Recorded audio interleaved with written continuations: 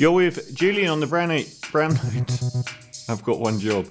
Kristina Keneally, please come and save Australia. Please, I beg you, find some way to stop being senator and take leadership of the Federal Labour Party. I'm begging you. Now, I've done a few pieces about my dissatisfaction with Anthony Albanese as leader. Said he'd be a great guy and a great Prime Minister, but he'll never get there. The primary reason being that he has adopted the small target tactic. Bill Shorten was a great leader, undone by a united press banging on about franking credits, Scott Morrison spending hundreds of millions of dollars in marginal seats of taxpayers' money, and Clive Palmer spending $80 million to run a scare campaign in equally important seats in Queensland. And it's a disgrace that our democracy is sold so cheap, even though it was our money. Now, he's adopted the famed small target, which is when the incumbent government is so on the nose. Bill Shorten adopted a great policy platform, vivid, dynamic, bold, tackling franking credits, going after negative gearing. Anthony Albanese has adopted what you do when you think your opponent's dying, which is stay as small as possible and stand as close to him on the left, and he has got nowhere. Scott Morrison is dancing him around like a drunk person at a party. Ironic, given the state of the Liberal Party's relations with drunk people. And he knows that Anthony Albanese hasn't cut through with the public. He won't take any strong position on anything. Around the start of the year, I did a piece on how I thought, even though I wasn't a massive fan of Tanya Plibersek, I said that she should take over now and that Scott Morrison's biggest nemesis would be a strong, powerful, intelligent, articulate, measured woman who looks good, who presents well, because he would flounder, he would resort to being his natural bullying self, he wouldn't be able to help it, he wouldn't know how to attack her, whereas he will do exactly that with any guy that he comes across, especially Anthony Albanese. And then it all went to hell in a handbasket. Scott Morrison was about to announce the election, and the twin shocks of the Facebook scandal where they shut the news off in Australia. Again, the Liberal Party never even got held accountable for not introducing their media bargaining code. Everyone just pretended that it happened. It was garbage. It never happened. Facebook won that fight. No one got anything.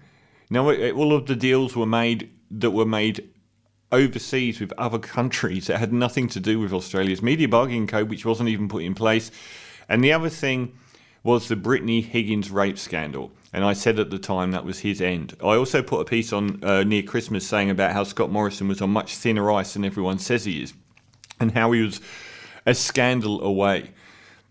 But I think we've seen with his vote, and I'd still believe all of those things that I said, but I think we've seen with Boris, Trump and ScoMo's voters, they vote primarily to stick it to the left. They don't care how bad their performance or any scandal that trips up their leaders is, but that's by the by. So suddenly Anthony Albanese was presented with the perfect paradigm. Now, I did wonder about this conspiracy theory I have. Albanese started dropping policies, and I thought that, God, what a sorry state we're in, that Anthony Albanese has to drop things like franking credits, like the attack on franking credits, just to shore up his own leadership in opposition. He was that weak. I reckon he was 2 weeks away from being given the boot and Tanya taking over, which is what I said should have happened. But then all of these scandals engulfed the Liberal Party, and he was given this incredibly strong position out of nowhere. And my conspiracy theory was I wondered whether he was dropping these big ticket policies because he'd made a deal with the Murdoch press. Because I noticed he was getting reasonable press from them and ScoMo was getting hammered. It is also equally likely that the Murdoch press is actually going to go ahead, as they've been pummeling him in the media, ScoMo, with their favoured candidate being Peter Dutton. I hope more than anything that they do try and promote Peter Dutton as Prime Minister. There must be a Rubicon for the Liberal voter where the public will just not vote for someone because they're so terrible. We thought that with Tony Abbott and we thought that with Scott Morrison. But I think Peter Dutton, I'm not sure he can do the lying, pretending he isn't the horrible person he is thing that Scott Morrison does so well. So I wonder whether Albanese have made a bit of a pact. So it's either they're trying to weaken Scott Morrison in the Murdoch press by presenting much more concrete stories on the financial crisis Australia is going through than the Sydney Morning Herald, which is shameful. And I've noticed a lot of articles where Peter Dutton's coming to the fore. So either they're trying to promote, either they've made a deal that they will promote Anthony Albanese and they've just had enough of the Liberals, or they just want rid of ScoMo and want Peter Dutton in. But Anthony Albanese had this great opportunity to go after the Liberals through the most unending run of scandals in modern Australian politics, and that is saying something. And he's been, again, as silent as a mouse. He's hardly said a word. There's been a crisis every week. He's barely spoken. Kevin Rudd has spoken. I've heard him constantly. I've got a lot more respect for him now. At least I wouldn't mind him coming back. At least he knows the mistakes that he made. And one of them was trying to cozy up to the viper that is the Murdoch press. And the other person, Bill Shorten, is constantly saying things that are strong. And Anthony Albanese is still nowhere to be found throughout the worst Liberal crisis yet, even though each one is.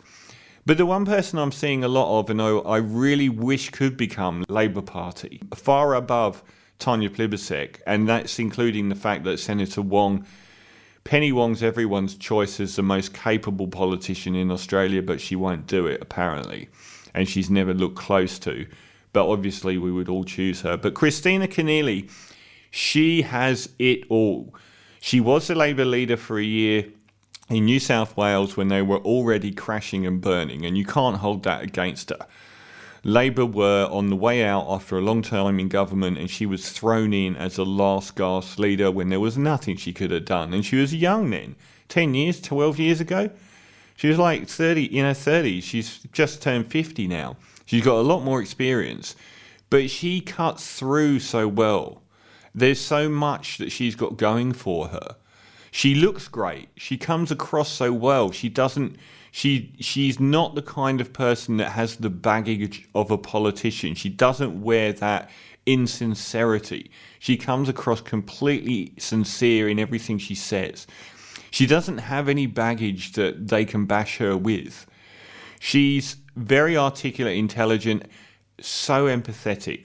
It's so telling that she was the one that went out to Christmas Island to view that family that have been held indefinitely in detention in horrible conditions just as a punitive measure by Peter Dutton.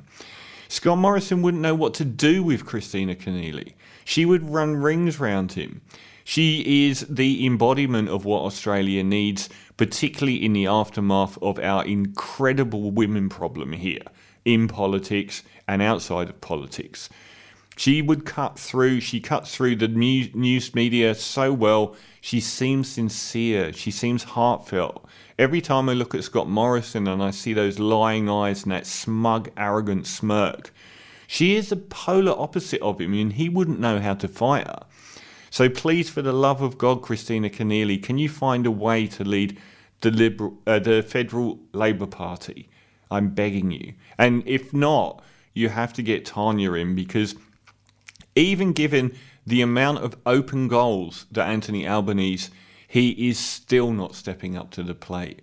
So Tanya, but please, Kristina Keneally, just try and get out of the Senate and take the leadership, because you would win. I guarantee she would win.